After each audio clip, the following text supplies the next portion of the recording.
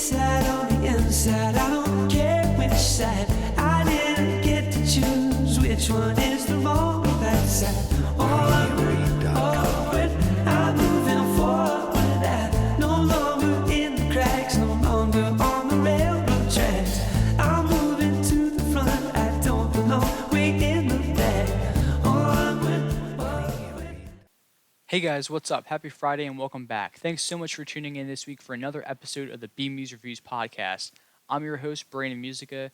As always, we're going to analyze, review, and discuss the latest news and dive into the past regarding movies, music, video games, and much, much more.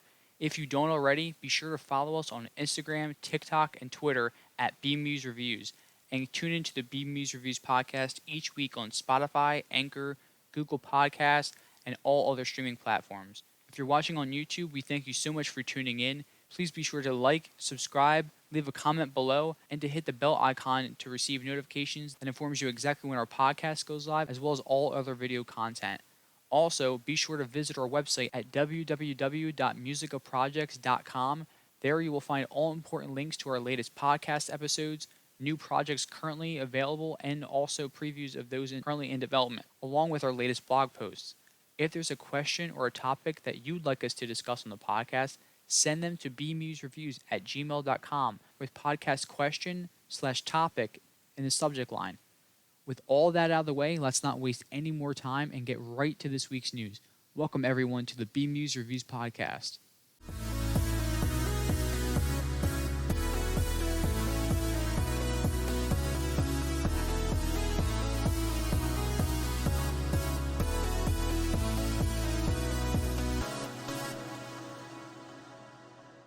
All right, and let's not waste any time. Let's get right into it this week, kicking it off with topic number 1 today. First set photos from the Madam Web production have leaked online, and they show off a classic-looking Daily Bugle car, so it looks like it's going to be a period piece in terms of possibly be set in the 70s, possibly the 80s. Seeing this image, and an article from comicbook.com details the following, and I quote, "Not a lot is known about the story for the Sony movie. They've been trying to keep a lid on things as set photos continue to trickle out, but one thing is for certain, the movie aims to unify a bunch of threads in the Spider-Man mythos. From the mystery characters that Adam Scott and Emma Roberts are playing to Dakota Johnson's main character. There's plenty of spider business going on in Madam Web." Morbius gave little closure to fans, hoping for some larger Spider-Verse world buildings after Spider-Man No Way Home. It seems like Sony's next outing might provide some more breadcrumbs for where this is all headed, end quote. Yeah, and it's exciting. Not really too much is known about the movie. I myself don't know too much about the movie. I know that the movie is currently in production, and it's exciting to see. Big fan of all the actors involved. Especially Adam Scott, his most recent role in Severance. Definitely excited to see what this movie's about and what it's going to bring and how it does possibly build a larger Spider-Verse within Sony. We'll see. We shall see. But definitely exciting. These set photos don't give us too much, but what we can see is that they look to be some sort of paramedics. There is a rumor going around that there could be a potential tie-in to Peter Parker's parents being involved in this film, possibly being characters that pop up in this film. So we'll have to keep an eye out for that. We'll possibly be paying those characters if they do appear in the film. So that's one thing to keep an eye out for sure. But with that said, not too much is known about the movie thus far. It is currently in production. Are you excited for the upcoming Madam Web movie? How are you feeling about it? What are your expectations for it? What are you hoping to see? Be sure to write in and let us know. If you're watching on YouTube, be sure to comment below and let us know your thoughts. And our next topic today, Star Wars Rogue One is getting an IMAX re-release with new footage of the upcoming series Andor. Screen Rant details the news in the following article, and I quote, "Rogue One will be re-released in select IMAX theaters alongside an exclusive look at the upcoming Andor series. The first Star Wars anthology series film, Rogue One, serves as a prequel to the original 1977 Star Wars film A New Hope. It details the Rebel Alliance's first real victory against the Empire that is referred to in the debut film's opening crawl. Set a week before A New Hope, the film focuses on this group of rebels who in their mission together steal plans of the Death Star, the Galactic Empire's ultimate weapon. Now, per Fandango, Rogue One, a Star Wars story, will be re-released in IMAX theaters starting August 26th. The film's one-day comeback will additionally feature an exclusive look at its upcoming spin-off series, Andor. In addition to the announcement, a new poster for Rogue One was unveiled. End quote. This is definitely exciting, and if you did not get a chance to see Rogue One, a Star Wars story, when it originally came out in theaters, I would highly suggest that you look to attend this upcoming IMAX re-release August 26th. If you're able to, definitely don't miss the chance to see this in IMAX on the big screen. I really enjoyed this film when it came out.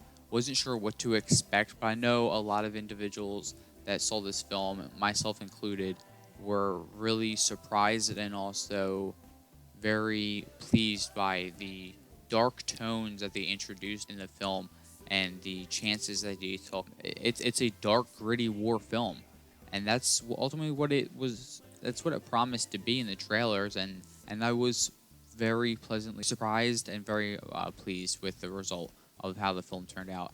And I would highly suggest that if you have not seen the film already, definitely do not miss the chance to see it on the biggest screen possible in IMAX when it gets re-released on August 26th. And our next topic today, Saw 10 has been announced. The new Saw movie, Saw 10, is set for an October 23rd release, and we'll see the director of Saw 6 return to direct this upcoming film. MSN details this announcement in the recent article, and I quote, "There's more Saw to cut through in 2023, as Lionsgate and Twisted Pictures have just announced their next installment of the billion-dollar franchise will arrive with a new movie slated for October 27th, 2023. This will be the 10th movie in the highly successful franchise. The film will be directed by Kevin Grudert, who helmed Saw 6 in 2009 and Saw the Final Chapter in 2010, while serving as the editor for the first 5 installments and Jigsaw in 2017. Grudert is a fan favorite of the franchise, with many championing his job on his 2 entries." End quote. Now, this is honestly surprising to me. I did not even realize that there were 10 Saw films to begin with at this point. But just as I was surprised that there are now 10 Saw films, I also remember that there are now 10 Fast and the Furious films, so can't be too surprised at this point. Now, I myself I'm not a fan of the Saw franchise. I've seen the first 5 movies, I think, and they all blended together. I wish I had not seen them, to be honest, past the first movie. The first movie I did enjoy. I can say that it's worth seeing at least once. But beyond that, I would not recommend any of these movies. I personally could not. But however, I know that this film franchise has seen success, and obviously they continue to greenlight films, so they're making money in some way, shape, or form. So kudos to everyone involved. Yeah, hope this film turns out well for the fans. Mainly wanting to know, what are your thoughts? Are you a fan of the Saw franchise? Are you not a fan of the franchise? Have you ever seen any of the films? Which ones have you seen? Comment below if you're watching on YouTube. And be sure to write to us and let us know your thoughts. Very curious to see what you all think about this news. Saw 10, the upcoming Saw installment, is coming October 2023. And on a rather sour note, I must inform all of you that there is a Wizard of Oz remake apparently in the works. This comes to us from Yahoo News, and I quote, "We're going back to the wonderful Wizard of Oz. Blackish creator Kenya Barris will be writing and directing Wizard of Oz, a reimagining of the classic 1939 film. Per Deadline, we all know the story from the 1939 film, but Barris is keeping the creative details close to the vest. It will be a modern reimagining of the iconic musical. No plot details have been released yet on the Wizard of Oz remake. However, the modern reimagining implies that the film could be set in the present day. But it won't be the first interpretation of the now classic story. Barris's Wizard of Oz film joins a long line of Oz reinterpretations and remakes." End quote. Well, I've never seen any of the other reinterpretations and remakes. To be honest, I didn't know they even existed. This is interesting to hear that they are doing the Wizard of Oz. To be honest, a reimagining and remake. I mean, hey, if it's going to be creative and it's a total reimagining, and they want to do something with it, by all means, run with it. But I don't expect it. I don't expect this film to be that great. To be honest, I really don't have any expectations for it. To be honest, I don't know what to expect. I don't know who asked for this. But hey, whatever. Constant reboots and remakes. Man, I mean, not everything can be Top Gun Maverick, and well, I definitely don't expect this to be anywhere near that. But we'll see. Wizard of Oz remake in the works. What are your thoughts? What are your expectations? Let us know. Next, it's been announced that the John Wick prequel series, The Continental, is now heading to streaming as its premiere window is finally revealed. This comes to us from MSN, and I quote, Lionsgate and Peacock have signed a multi-year deal for The Continental to premiere exclusively on the latter streaming service. Additionally, this 3-part event series will be delivered to Peacock subscribers sometime in 2023. So now fans of the John Wick franchise have something else to look forward to, along with John Wick Chapter 4, which dropped its first trailer at last month's San Diego Comic-Con. The specifics behind the Continental was moved from Starz to Peacock are unclear, though in an unofficial announcement, Kelly Campbell, president and Peacock direct-to-consumer, said that by bringing the prequel to the platform and putting the full power of NBC Universal behind it, the Continental will be the streaming event of the year. In his own statement, Lionsgate Television Group chair Kevin Beggs described Peacock as being the perfect home for the Continental and labeled it as one of the most highly anticipated streaming events of 2023, end quote.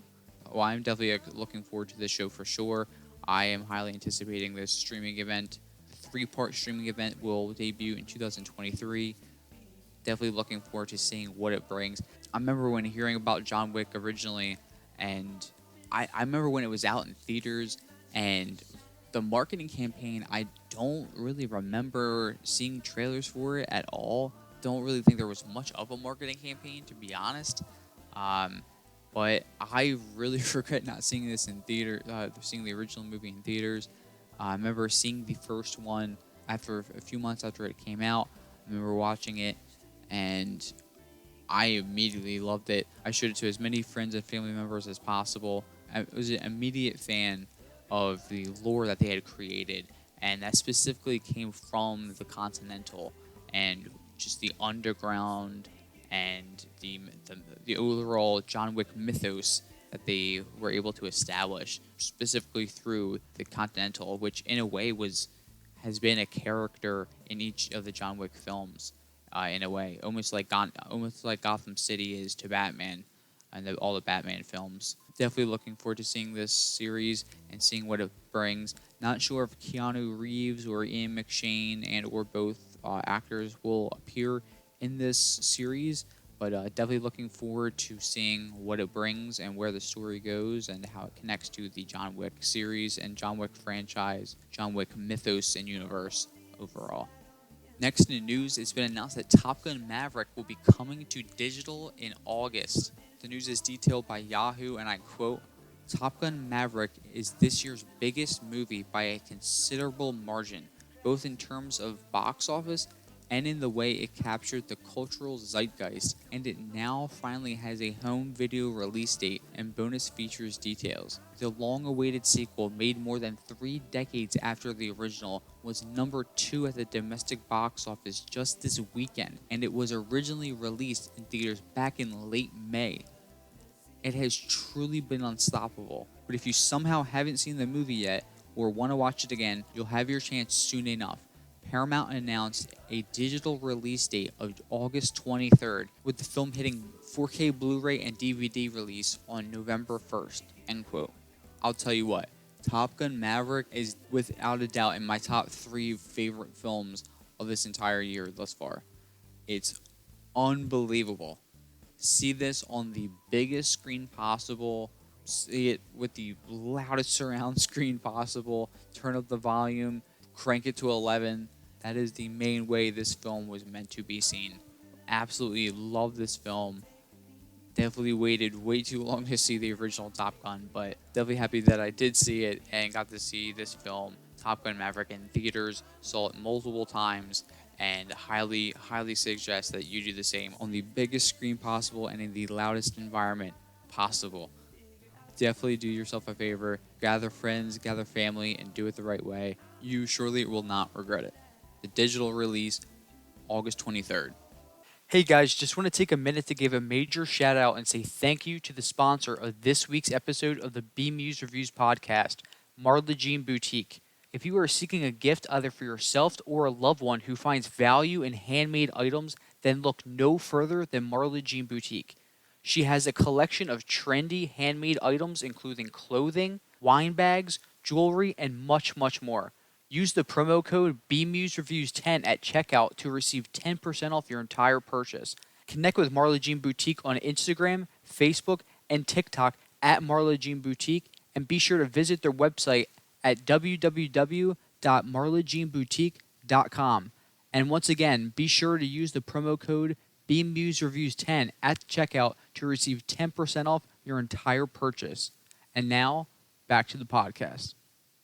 And next in news, the saga of Ezra continues. The Flash actor Ezra Miller issues an official apology over their erratic behavior. This comes to us from Yahoo Life, and I quote, "Following a turbulent few years of erratic and sometimes illegal behavior, the Flash lead Ezra Miller has finally apologized for their actions. In a statement to Variety, the non-binary actor apologizes to fans and people they have affected and says they are looking to work on mental health in order to get back on track in personal life and career. Having recently gone through a time of intense crisis, I now understand that I'm suffering complex mental health issues and have begun ongoing treatment," Miller said. "I want to apologize to everyone that I have alarmed and upset with my past behavior. I am committed to doing the necessary work to get back to a healthy, safe, and productive stage in my life." End quote. Well, that's encouraging to hear, and you know what?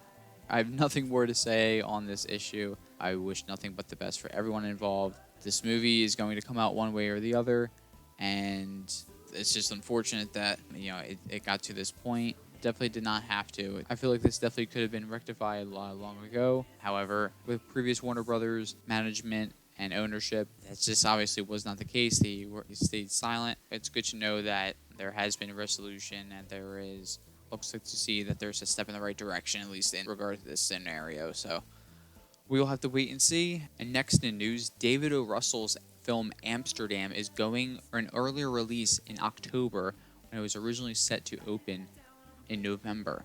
This comes to us from Deadline, and I quote, "Disney is filling the desert that's left at the fall box office by moving New Regency and 20th Century's David O. Russell movie Amsterdam to October 7th. The picture was previously scheduled to open on November 4th. The picture, which received a name title and dropped a trailer at April's CinemaCon, is set in the 30s and follows three friends who witness a murder, become suspects themselves, and uncover one of the most outrageous plots in American history. The Russell-directed, written, and produced film stars a murderer's row of talent, including Christian Bale, Margot Robbie, Robert De Niro, John David Washington, Chris Rock, Anya Taylor-Joy, Michael Shannon, Mike Myers, Taylor Swift, and Rami Malek. Amsterdam was originally the sole wide release on November 4th before Disney dropped Marvel's Black Panther: Wakanda Forever on November 11th. Amsterdam will now share the marquee on October 7th with Sony's wide release of family picture Lyle Crocodile." End quote. Well, this is good news. I mean, I'm excited to see this film. I was excited to see this film based upon the cast that was involved alone. When you have a cast alone like this, it intrigues me enough to see what brought them to all the sign on to this project. So, and obviously the trailer, from seeing the trailer, it looks like great fun. Looks like a really intriguing story, and I'm really looking forward to seeing this film. It's great to know that we don't have to wait another month to see it. Got pushed up now to October 7th. From November 4th, it will now open October 7th, the David O. Russell film, Amsterdam. Very much looking forward to seeing the film. What are your expectations for the film? Are you excited to see this film? Have you seen the trailer? If not, what are your expectations based upon hearing the cast? Let us know your thoughts. Next in news, Netflix has released the first trailer for the upcoming Addams Family spin-off series entitled Wednesday. This comes to us from Yahoo Life, and I quote, Netflix released the first trailer for its upcoming Addams Family spin-off series Wednesday, rather appropriately, on Wednesday, August 17th. Starring U actor Jenna Ortega as the daughter of Morticia and Gomez Addams, Catherine Zeta-Jones, and Luis Guzman, the comedy horror follows Wednesday as she navigates her years as a student. In the trailer, Wednesday causes chaos for her fellow students by dropping bags of piranhas into a swimming pool full of jocks and enrolls at a school that attempts to master her emerging psychic ability. Wednesday will be released later in 2022, end quote. And I believe it'll actually be released around October, just in time for Halloween, which is perfect timing. So this is really exciting. The trailer was a lot darker than I had anticipated the show being, but it does. I think it's going to be the perfect blend of comedy, horror, and being brought to us by Tim Burton. Who better to bring this series to life? I'm really excited to see this series. Wasn't sure what it was going to look like, how it was going to come across. Loved the 90s Addams Family films, original Addams Family movie and Addams Family Values. Two classic 90s films right there regarding the Addams Family, and so I wasn't really sure what to expect with this upcoming series, but after seeing that Tim Burton was involved in the cast and seeing the first trailer, definitely excited to check this series out. This upcoming Netflix series that will come to us later in 2022 around October, just in time for Halloween. But be sure to keep an eye out for that. Did you get a chance to see the trailer? Did you get a chance to see the first images that have been released for the series? If so, let us know your thought. What are you hoping that the series turns out to be like? Let us know. And now this week, instead of an album review, we're actually going to change it up. We're going to do a movie ranking. We're going to go to a top 10 movie ranking. And this week, we're going to look at my personal picks of my top 10 favorite James Bond films. Kicking it off this week and starting with number 10, Die Another Day. Now, this film was released in 2002 and was the last film for Pierce Brosnan as James Bond. It also stars Halle Berry, Rosamund Pike, Toby Stephens, Judi Dench, Michael Madsen, and John Cleese. So I know this film was, I would say, and I would agree, the weaker of all the ones that Pierce Brosnan had done in his tenure as Bond.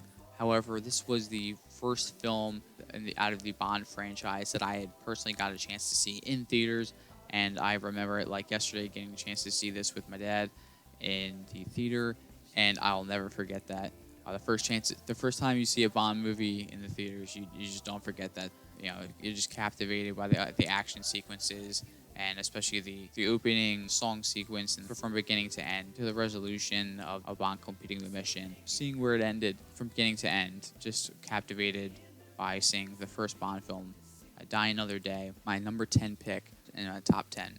At number 9, A View to a Kill, the last film for Roger Moore, my personal favorite Bond, ahead of Pierce Brosnan, my personal favorite James Bond, Roger Moore. Absolutely loved Roger Moore as Bond. And A View to a Kill, definitely a classic matchup to see Roger Moore as Bond in his final outing, going head-to-head against the villain in the film, played by the one, the only, Christopher Walken.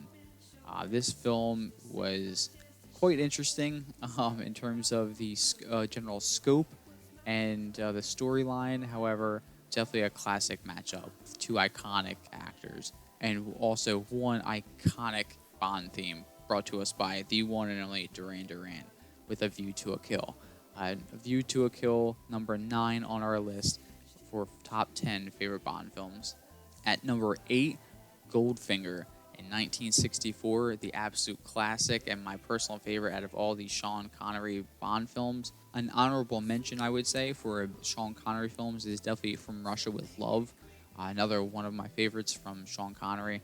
However, this would definitely have to be my personal favorite out of all the ones that Sean Connery did in his tenure as Bond. So many great elements brought to us and from Austin Powers as well from this film. This film truly did kick off, I think, the persona of Bond to new heights and came larger than life.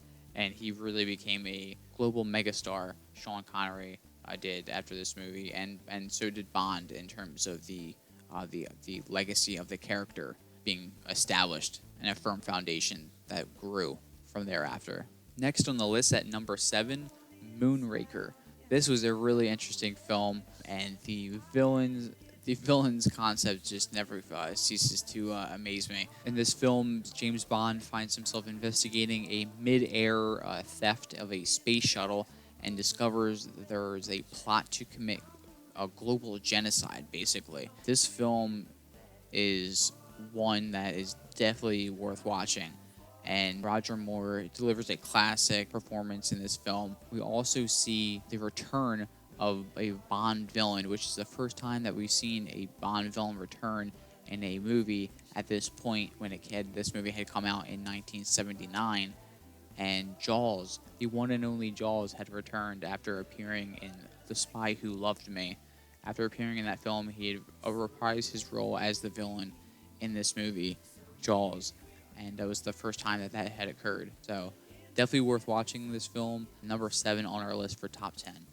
At number 6, another Roger Moore film, Live and Let Die, his first outing as Bond in 1973. An absolute killer theme brought to us by The Wings, Paul McCartney and The Wings. This was an interesting film. Definitely an interesting film where Bond is basically sent to stop a diabolical heroin operation. He has to basically maneuver his way through a complex organization, and there's a psychic tarot card reader involved and a lot of voodoo and witchcraft. It's actually a really interesting concept, and it's really creative, and I'm always interested in the different avenues of these Bond films and where the story progresses and the ultimate mission and the grand scope of the films and the villain arc as well, the ultimate head-to-head meeting at the end of these films as well, and the resolution. So definitely wanted to check out Live and Let Die, coming in at number 6 on our top 10 list of Bond films. At number 5, The Living Daylights, 1987 film. The first outing of his 2 films, Timothy Dalton makes his debut as Bond. The Living Daylights is an absolute fantastic Bond film. I love this film. I love this Bond film. This is a very, very underrated Bond film. I think is one of the most underrated Bond films. It's not talked about enough. In this film, James Bond is sent to investigate a KGB policy to kill all enemy spies, and he winds up uncovering an arms deal that potentially has major global ramifications. And I think this film does a really good job of towing the line between authentic, dark, gritty action sequences and also showing a genuine, sensitive side of Bond, where he connects to this woman who he really adores and really develops strong feelings for. And it's just really well done. I think they tell a really great story. It's a really underrated film, and it's definitely a Bond film that you should see at least once. The Living Daylights, coming in at number 5 on our list. Coming in at number 4 on our list, Casino Royale, the first of Daniel Craig's films, coming out in 2006. This is the film where, after first earning his 00 status and an official license to kill, the secret agent known as James Bond sets out on his very first mission as 007. Bond must defeat a private banker funding terrorists in a high-stakes game of poker at Casino Royale. This movie is phenomenal, starring Daniel Craig and Ava Green, Jeffrey Wright as Felix Leiter, and Mads Mikkelsen is just fantastic. This movie is a must-watch. A must-watch. All of Daniel Craig's films are a must-watch. Quantum of Solace was definitely a letdown for sure. But I would say all of his other films are definitely worth watching at least once. You cannot go wrong. This Casino Royale is it's always a toss-up between his films and which one's your favorite. But I would say coming in at number 4, Casino Royale. And number 3, the first outing for Pierce Brosnan as Bond in GoldenEye. Originally released in 1995, GoldenEye stars Pierce Brosnan as Bond, his first outing, and also stars Sean Bean as well. This film is an absolute classic Bond film. This is an absolute classic Bond film. Give us one of the greatest video games of all time in GoldenEye for the N64. This is just a great action film all the way around. Definitely one to make sure that you have seen. If you have not seen this film, definitely make sure to give it a try. Don't miss out. I would definitely say this is the best out of all the Pierce Brosnan's films that he accomplished while playing the role of Bond. Definitely one of my favorites. Coming in at number 3 on our top 10 list. Coming in at number 2, Skyfall. Skyfall is absolutely phenomenal. This film, the third Daniel Craig film, Skyfall, originally released in 2012, stars Daniel Craig as James Bond and Javier Bardem as Silva. This film is absolutely phenomenal. This is one of the greatest Bond films, and arguably the greatest Bond film to come out, next to Casino Royale, which people argue is also the greatest Bond film to come out to date. And I would have to agree with them. But on my personal list, it comes in at number 2. This film is definitely one to not miss.